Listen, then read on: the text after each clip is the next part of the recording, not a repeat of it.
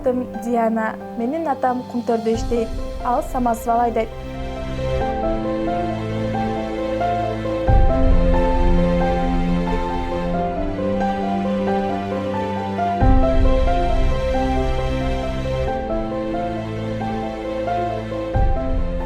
Жумуш абдан жоопкерчиликтүү, ошондуктан ал дайыма этият болушу керек.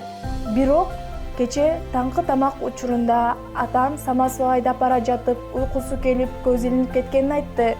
Апам аябай чочуп кетти. Мен да коркуп калдым. Кырсык болсо, башка самосвалды сүзүп алса эмне болот? Ошондуктан алар дайым этият болушу керек. Атам менен иштеген байкелерден суранам.